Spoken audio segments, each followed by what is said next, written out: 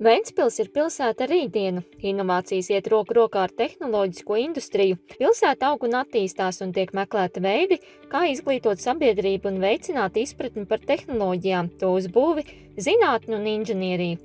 Jau nepilnus 2 gadus Ventspilī apmeklētājiem durvis ir vēris zinātnes centrs Vizium. Centra uzdevums ir ar ekspozīcijas radošu darbnīcu un zinātnes šovu palīdzību izglītot bērnus un jauniešus par STEM zinātni, tehnoloģijām, inženierzinātni un matemātiku.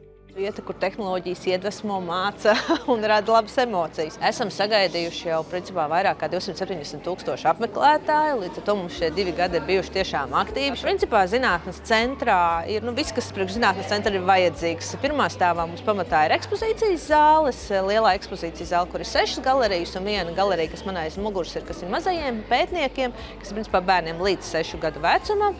Mums ir mācību klases, mums ir prototipēšanas laboratorija un otrā stāvā, protams, klientu ērtībām un labai jušanai ir kafejnīca, kur var iestiprināties, ir konferenču zāle, ir laboratorija. No visas ārēji kuģim līdzīgās ēkas zinātnes centrs aizņem 2 stāvus, lai ikvienam, gan lieliem, gan maziem apmeklētājiem, būtu interesanti pavadīt savu dienu. Biļeti ir derīgi 4 stundas, un mēs esam sapratuši, ka arī tās 4 stundas ir tāds, lai spēki pietiktu un lai varētu visu izpētīt, pilnīgi pietiekams, kad pa tām 4 stundām pa ekspozīcijas zālēm iekšā ārā var staigāt vairāk kārtīgi. Tā kā līdz ar to, ja gribās atpūsties un iedzert kafiju, arī to var paspēt izdarīt, var paspēt aiziet arī uz kādu zinātnes šovu un var vēl papildināt dienu ar radošām darbnīcām, kas mums arī ir ļoti plašs piedāvājums.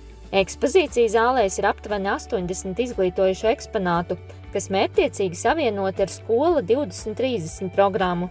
Līdz ar to uz zinātnes centru laipni ir aicinātas skolu grupas, lai apgūtu visas teorētiskās zināšanas arī praktiski. Mēs esam centušies tiešām parādīt, lai šī izglītība būtu interesanta un saistoša.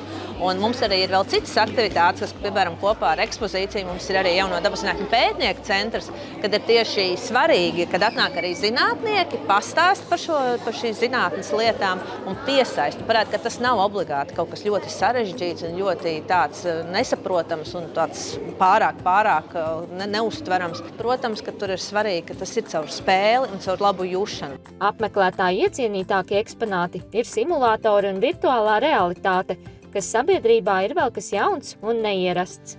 Skolas sistēma un tā, kāda viņai ir jāmainās. Un, protams, kā jauniešiem šodien gribās mācīties, varbūt ārpus ierastā skolas sola, kaut ko vairāk pamēģinot, praktiski redzot, apčamdot, patestējot, uztaisot kādu eksperimentu, vai redzot pavisam kaut kādas citas iespējas, ko skolas solā nemaz nevar parādīt. Un, protams, ka ne katra skola var tagad sapirkt visas tehnoloģijas, tāpēc šie zinātnes centri ir tāds labs punkts, kur var aizbraukt, var iegūt šīs papildus zināšanas, kaut kādā ziņā arī pedagogam tas ir vieglāk, viņš var iedot to pievienoto vērtību, papildus vērtību arī ārpus tādām klasiskajām stundām, un arī jauniešiem ir pavisam cita iespēja, kāda paskatīties varbūt uz kaut kādām klasiskām lietām pavisam caur citu skatu punktu. Ja tu vēl neesi apmeklējis Ventspils zinātnes centru Vizium, tad noteikti iekļauj to savas vasaras ceļojuma plānā, jo tieši šeit ikvienam ir iespēja pārliecināties, ka ķīmija, fizika un matemātika tas ir interesanti.